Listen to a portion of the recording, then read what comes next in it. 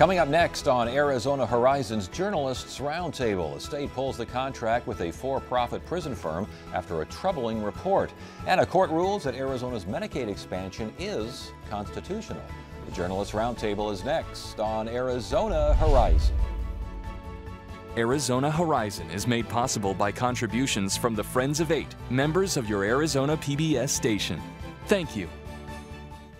Good evening and welcome to Arizona Horizon's Journalists Roundtable. I'm Ted Simons. Joining us tonight, Jeremy Duda of the Arizona Capital-Times, Bob Christie of the Associated Press, and Mike Sunnix of the Phoenix Business Journal. The state decides to terminate a contract with the private prison firm that operated the much and repeatedly troubled prison near Kingman. Was this a surprise? Not after what we saw, a month and a half ago. Certainly not after this report we saw a couple of days ago that laid the blame for this prison riot up in Kingman squarely at the feet of Management Training Corp. The Department of Corrections, which monitors, these folks, said, they were kind of hiding the ball, not sharing as much information as they should have with the Department of Corrections, bad training policies, bad staffing policies, which they'd gotten dinged for in the past.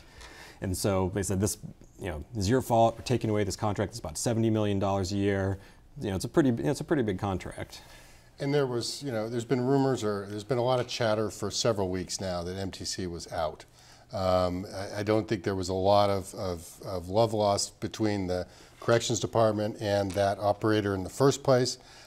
Within a week or so of the riot, there was chatter that, okay, if it's as bad as we thought, they're out.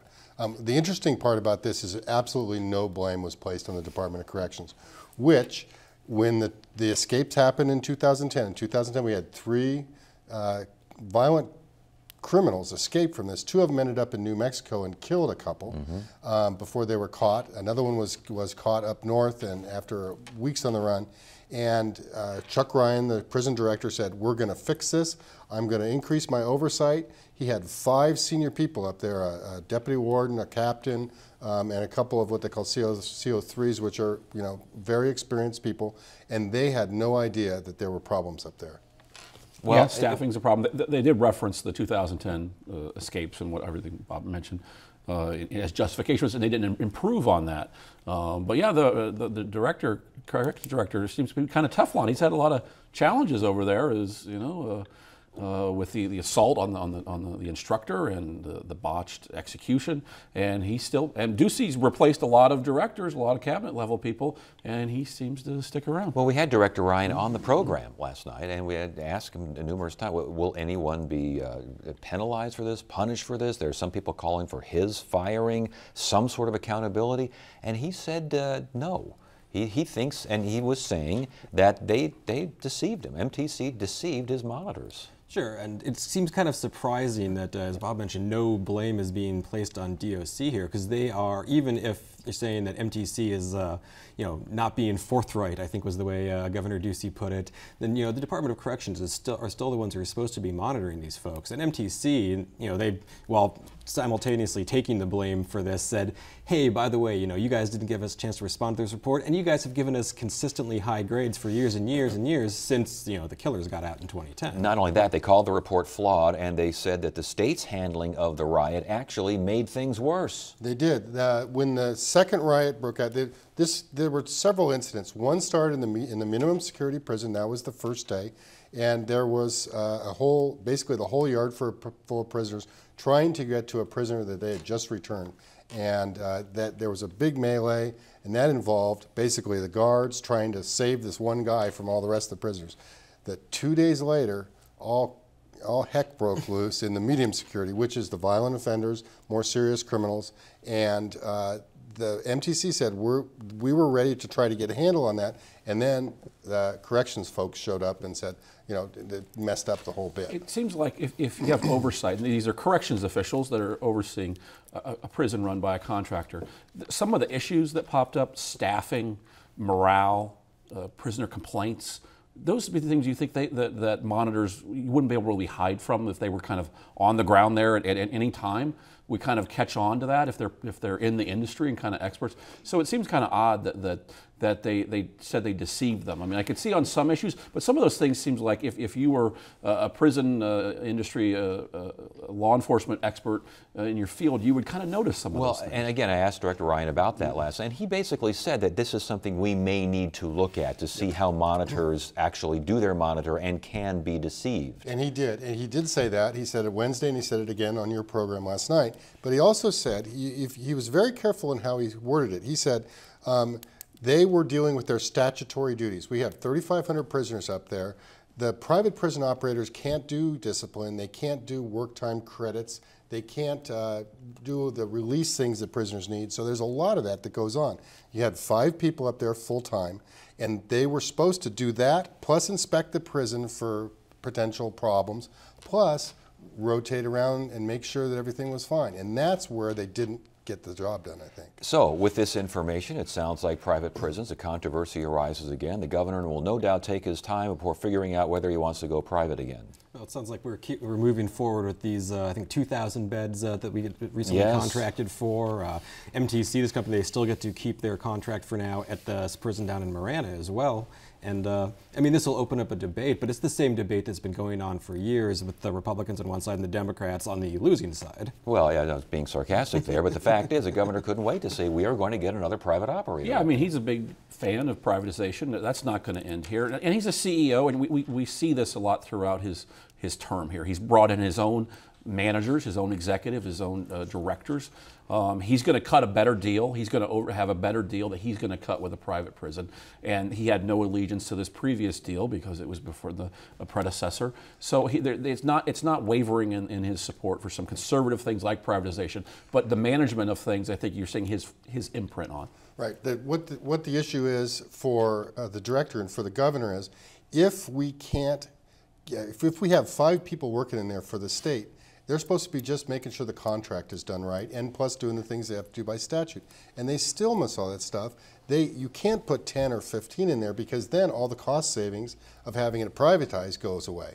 So they have to find operators that are fully trustworthy. And 2 of the senior people at this prison were retired corrections department people. The deputy warden and another person there were retired corrections department, so they know the way the system works. Well, the problems are still there. Everything's done on the cheap. The problems with the corrections department and the health contract that they contracted out, same problems. If it's a low bid contract, how do you improve that? How do you staff it enough? How do you have quality people working there? How do you have the services as the contractor that you're supposed to provide, but still do it cheaper than everybody else? Well, and everything you say there deals with the business aspect of this. And Jeremy, are people starting to think about whether or not the primary purpose of the justice system is to allow for profit?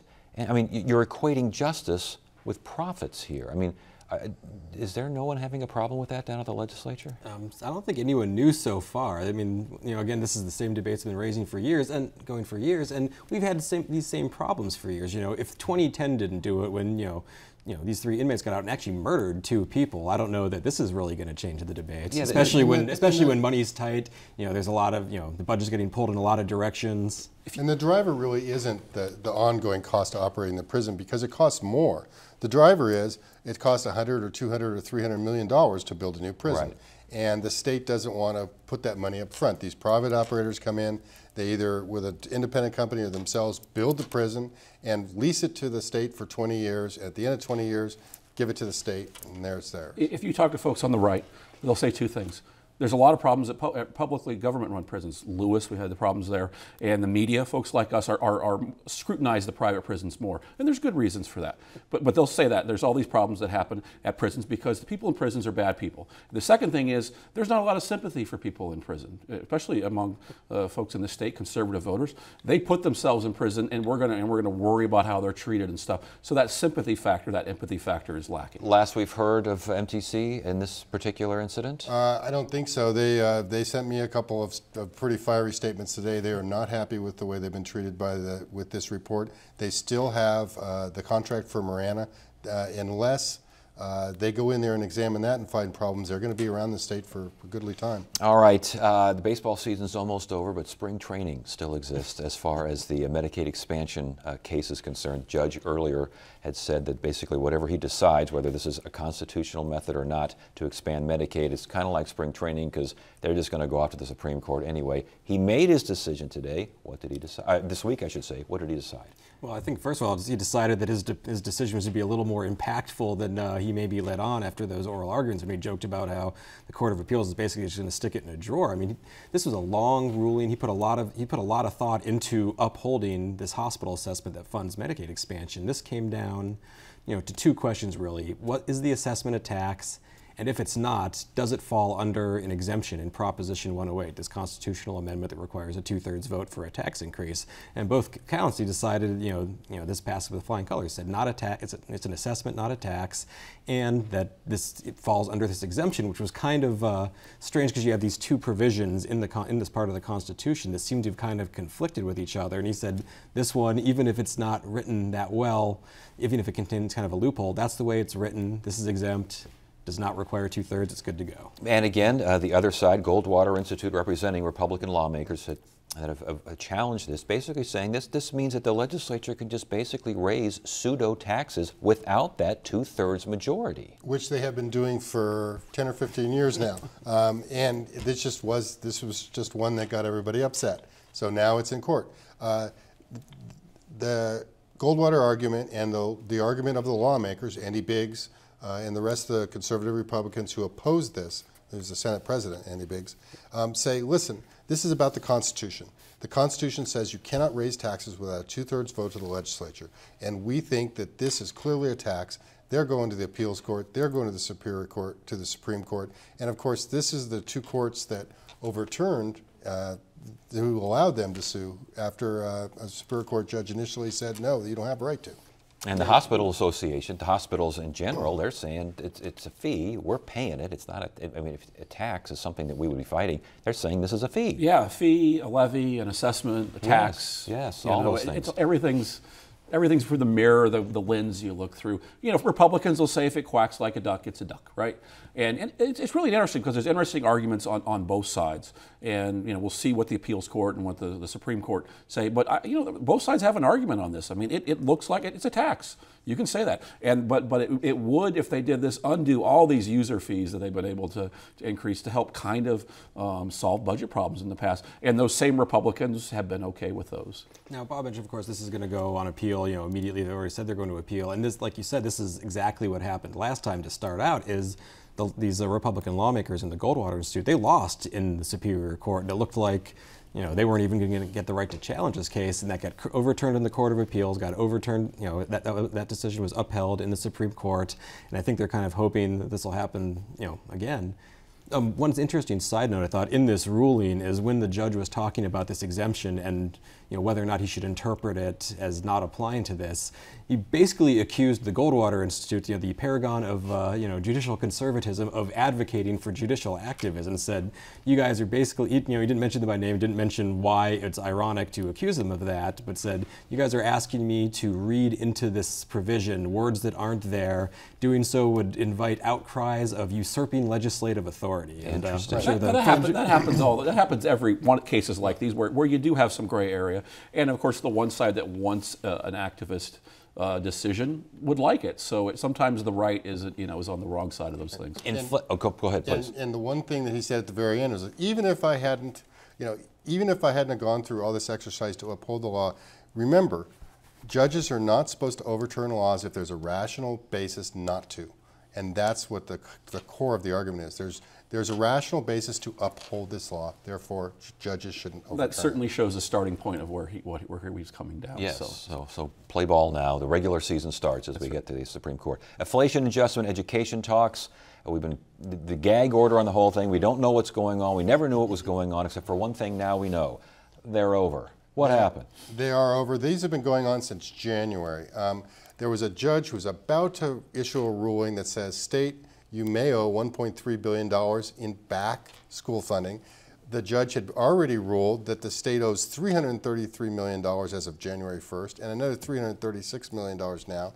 They put it on hold. They've been behind closed doors for 7 months. And of course, in the meantime, none of that money is going to schools. They've been talking back and forth. There's a gag order by the appeals court. They broke down this week, and we're back at square one.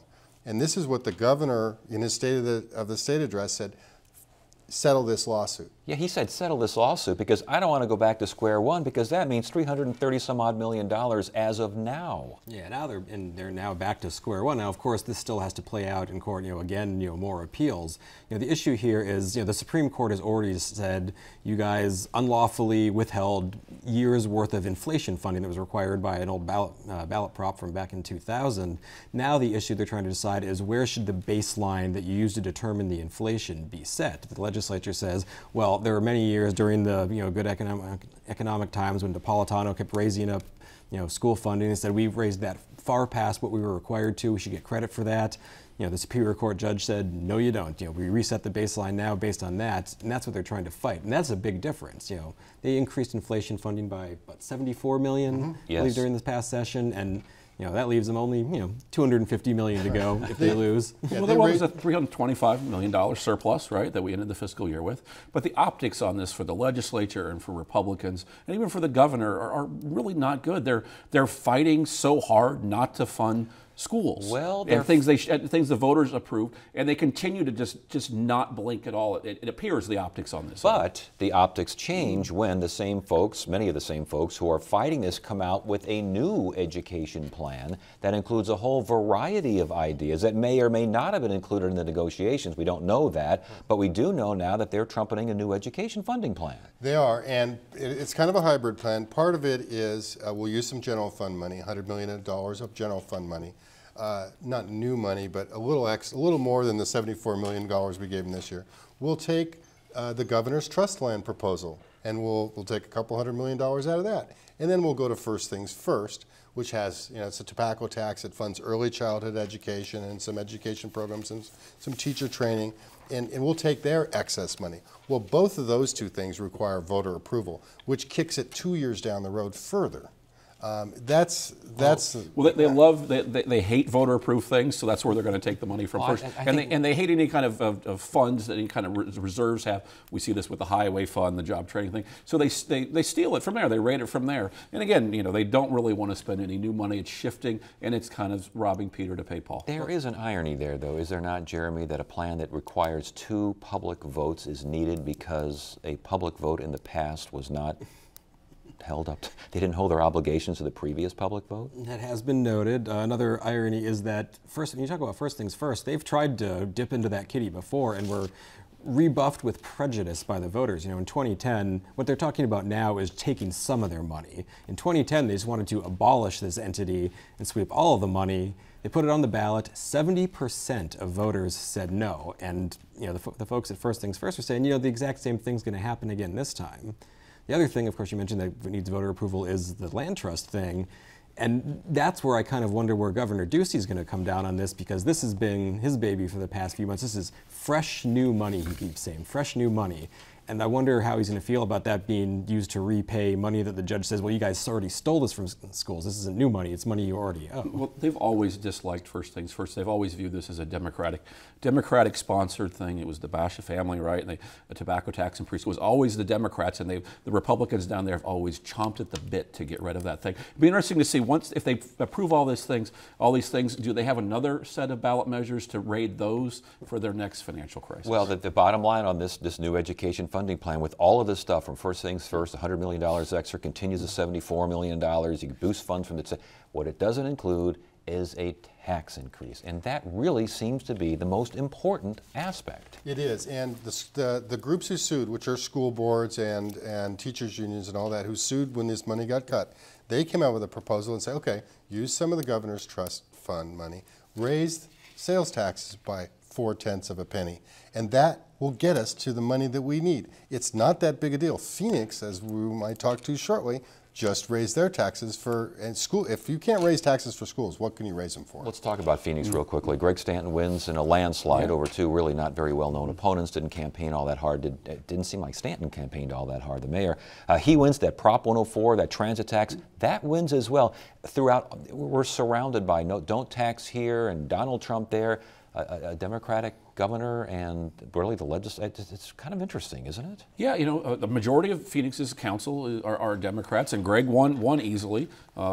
The Prop 104, which funds light rail and street improvements and bus lines, bike lanes, got 55% of the vote. You know, having it in August in an off year, you know, helps. You know, if it was, say, it was on the same ballot as Donald Trump, maybe you'd have a little more conservative upswell and you'd have a down ballot. But you know, it's high efficacy voters. The transit advocates liked it. The chamber supported it. The majority of the council supported it. They had a lot of money. The ASU, the Cardinals all backed it. But the only opposition was Sal DiCiccio. Basically, they had no money. But it does show that the core of the Valley, Phoenix, is politically moderate. It's pretty blue, actually. All right. Well, we're going to have the mayor on Monday, so we'll talk much more about Prop 104 and his victory and the whole 9 yards there in Phoenix. Want to get back to state issues, though, and keep your hands off me.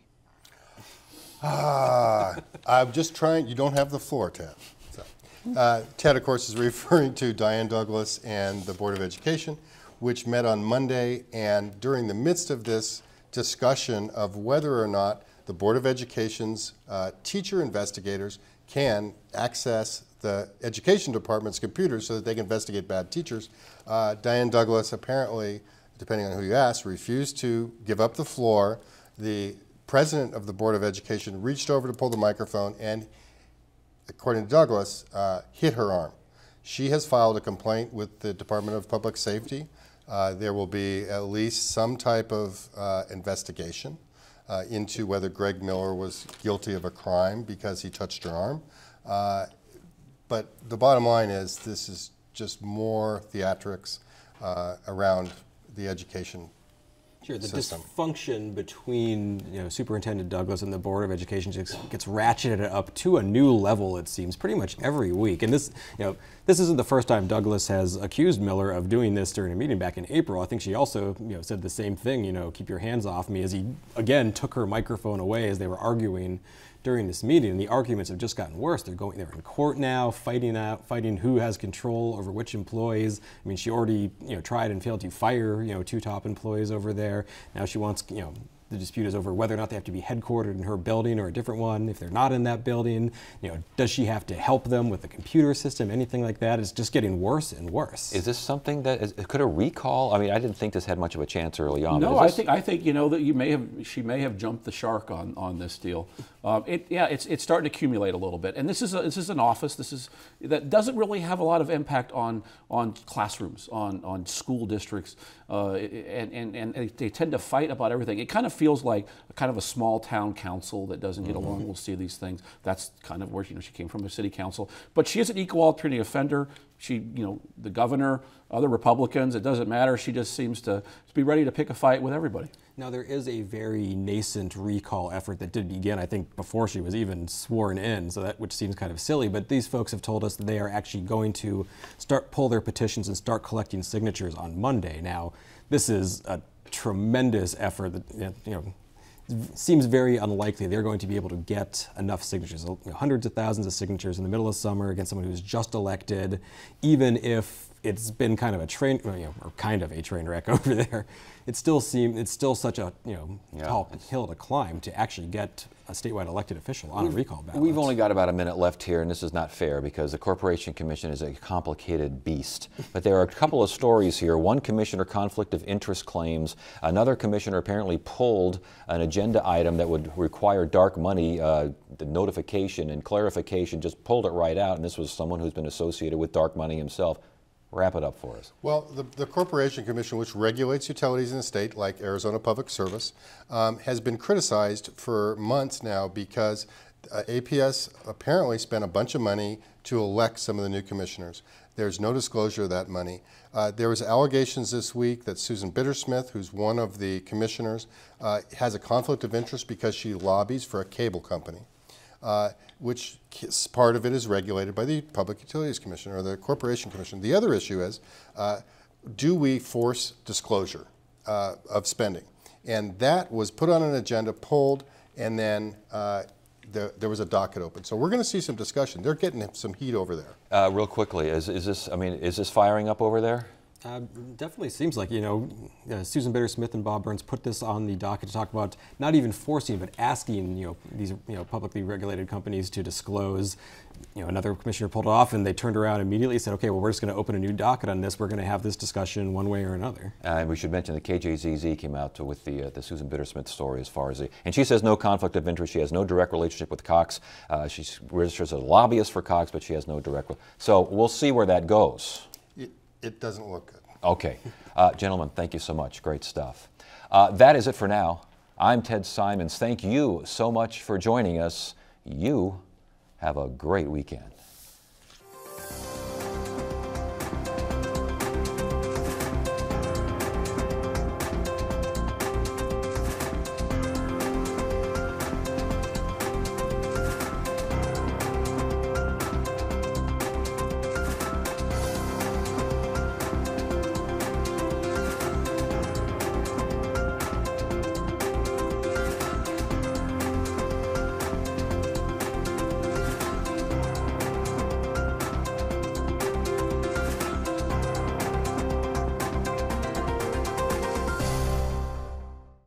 Arizona Horizon is made possible by contributions from the Friends of 8, members of your Arizona PBS station.